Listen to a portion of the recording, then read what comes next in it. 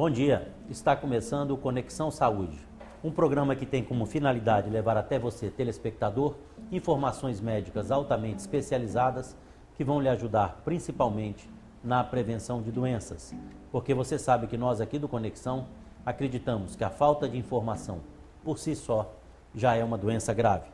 Nosso entrevistado de hoje, nós conversamos com o Dr. Tussolini na questão da microcefalia, fizemos um programa aqui sobre a questão do Zika, e ele se dispôs novamente a vir para esclarecer outros problemas na neuropediatria. Então, você que tiver alguma dúvida, nós vamos conversar sobre autismo, vamos iniciar o programa conversando sobre autismo e outros temas de relevância no aparelho neurológico das crianças. E você pode participar, você sabe, você liga para o número ou então manda um WhatsApp para o 9299391 2738. Vou repetir, 99391 2738. A produção já está a posse e vai anotar suas perguntas, que o Dr. Tussolini irá respondê-las. Seja bem-vindo, meu amigo. Muito obrigado por dispor do seu tempo aqui novamente, tá bem? Muito obrigado Prazer mesmo. Imenso, e obrigado pelo convite. Tussolini, você poderia explicar para a população o que é autismo? O que significa? Essa criança tem autismo. O que é essa doença?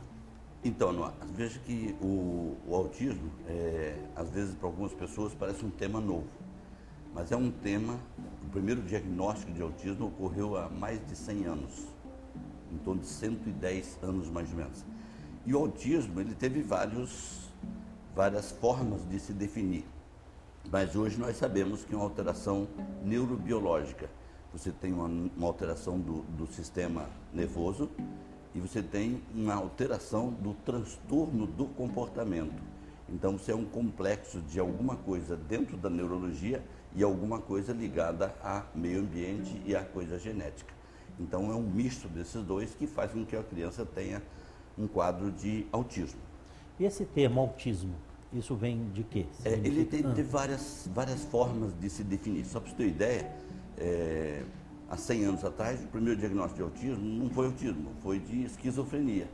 Era um paciente diferente que vivia no mundo isolado. E ele foi tratado por muitos anos como fosse um esquizofrênico. E alguém olhando dentro desses esquizofrênicos, percebeu que tinha um grupo de crianças, ou de adultos na época, que pensava que fazia as coisas diferentes do esquizofrênico. E ele separou esse grupo e passou a chamar esses caras de autistas, como se ele vivesse num mundo separado. E só para você ter ideia, uns 30, 40 anos depois, alguém olhou esse grupo de autismo e percebeu que no meio deles tinha gente que vivia diferente. E chamou esses caras de Asperger, que é uma forma de autismo de autofuncionamento. Uma pessoa que vive no nosso mundo, só que vive ao modo dele. E o autismo é definido como uma criança que vive no mundo dela. Ela se isola. Se tivesse, por exemplo, uma criança com autismo aqui, ela não iria interagir com ninguém aqui. Ela ficava ou brincando com uma coisa, ou olhando pela janela, ou vendo uma coisa que achasse interessante, mas não se envolvia conosco. Então, você veja que primeiro foi tratado como esquizofrênico, depois separaram e depois uma nova separação. Então, hoje, a partir de 2013, para ser bem claro, a partir de 2013, no mundo inteiro tem apenas um diagnóstico, tem autismo. E dentro do autismo você tem um autismo que é de alto funcionamento, que eventualmente é aquele antigo Asperger que era muito conhecido no mundo inteiro. Essa é a próxima pergunta da produção. Existem graus de autismo ou essa classificação não existe mais? Então, a Sociedade Mundial de Neurologia, ela acredita que autismo é autismo. Mas você sabe que o povo brasileiro, e aí não é o povo, o cidadão comum, a Sociedade Brasileira de Neurologia e a Sociedade Brasileira de Pediatria decidiram classificar que você tem nível. Você tem autismo com nível 1, nível 2 e nível 3. O que seria o nível 3? Uma criança que não fala e tem todas as estereotipias do autismo. O nível 2 é uma criança que fala muito pouco e tem todas as estereotipias. Bater palma, colocar a mão no ouvido, andar na ponta dos pés, cheirar, lamber. E tem o autismo nível 1, que seria uma criança que fala, interage com você com uma certa condição que você poderia chamar até normal, mas tem as estereotipias. Então a fala, ela acaba modulando se é nível 1, nível 2 e nível 3. E se pudesse, eu acrescentaria ainda o seguinte: a criança com autismo, em torno de 40% das crianças, elas são chamadas não verbais, ou seja, elas não irão falar. E 60% são verbais, irão falar. E aí você espera dos 2 aos 5 anos que essa criança fale. A maioria desses 60% irão falar até por volta dos 5 anos. E alguns bem menores, daí já começam a diminuir as chances até os 7. E pouquíssimos até os 10 anos. Por exemplo, aqui em Manaus, eu estou atendendo numa policlínica da prefeitura, aqui na Zona Leste, na Policlínica Conte Teres, e uma criança que começou a falar aos 9 anos. Não tinha nenhuma palavra, de repente começou a falar. Então você veja que eu acho que tem que haver esperança dos pais de que a criança deverá falar até os 5 anos, e para falar, existe um termo que a gente chama de bombardeio de palavras. Você vai dizer tudo para a criança, fala tudo. É o pai, a mãe, a empregada, a vizinha, todas as pessoas falando com essa criança. Conversando normalmente. E conversando de palavras simples.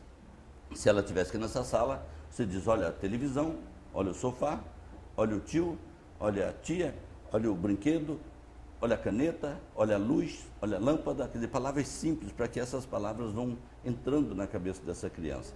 Porque o autismo é uma criança que ela só faz alguma coisa a partir do momento que ela sentir que você é igual a ela, porque ela vive num mundo diferente. Então nós que nos consideramos um cognitivo adequado, nós temos que entrar no mundo dessa criança para que depois nós possamos trazê-la em parte ou toda para o nosso mundo.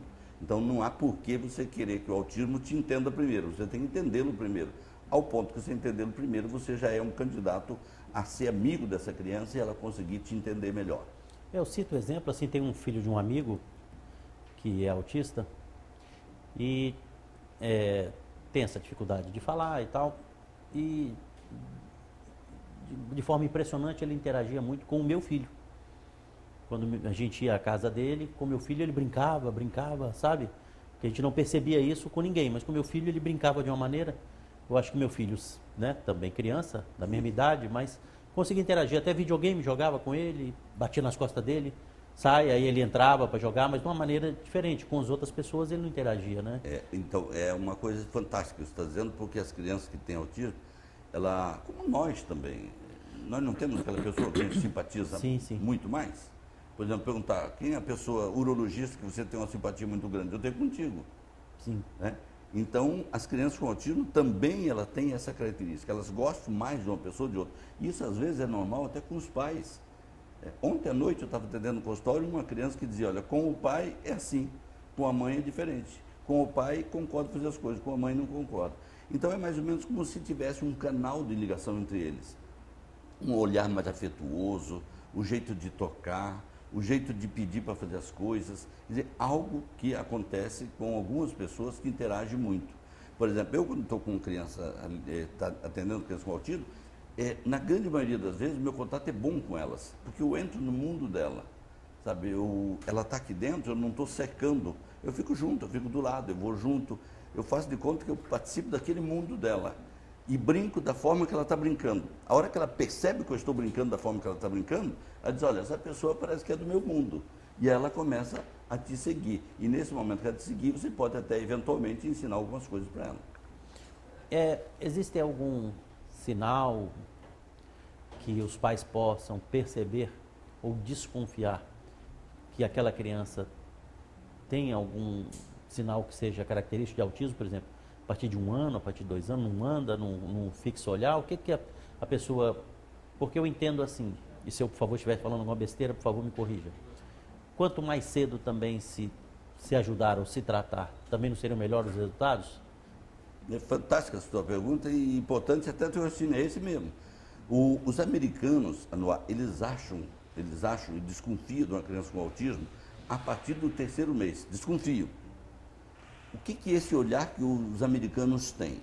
A criança que está mamando no peito da mãe não consegue olhar para a mãe a hora que está mamando. Não fixa olhar na mãe. Porque se for ver, a criança ela interage com os olhos inicialmente. Então, essa criança que não interage com os olhos, com a mãe, você já pensa que pode ser uma criança do espectro autista. Ou ainda, uma criança que chora quando está no colo da mãe e quando a mãe põe na cama ou em algum lugar, um lugar a criança se conforta mais, quer dizer, o colo não é tão bom quanto a cama. Então, mas o ideal, o certo, é que por volta dos 2 anos, você já pode fazer o diagnóstico de autismo com muita certeza. Infelizmente, no Brasil, a gente faz depois dos 3, 4 anos de idade. Mas o ideal é que se faça com 2 anos. E você falou uma outra coisa interessante. Quanto mais precoce for o diagnóstico, é melhor para essa criança. Se você investir numa criança que foi diagnosticada com 18 meses, que é o ideal, ou 24 meses, 2 anos, até por volta de 5 anos, ela tem uma melhora muito grande. Quando você atrasa o diagnóstico, você demora muito para ajudar essa criança. As terapias que você precisa, o carinho, a forma de agir. Hoje, para você ter uma ideia, tem crianças que têm autismo, é entendida na família como um rebelde e eventualmente apanha. E esse apanhar da criança, ela se autoagride, primeiro ela agride e depois ela se autoagride. Ela se afasta, porque aquilo é muito ruim para ela. Que todos nós temos o direito, nós adultos, o direito de não gostar de um ambiente e não voltar mais lá. Só que a criança não tem esse direito. Então precisa ter uma leitura muito mansa, muito do coração dos pais para perceberem essa criança e intervir o mais precoce possível e ajudá-la. Hoje nós sabemos que quando se ajuda uma criança a partir dos 2 anos, o ganho é fantástico. Elas não saem do autismo, porque o autismo não tem cura. Você tem uma melhora muito grande dentro do autismo. Ok, nós vamos voltar a conversar sobre esses sinais. É questão de 2 minutos, voltamos aqui com o Conexão Saúde.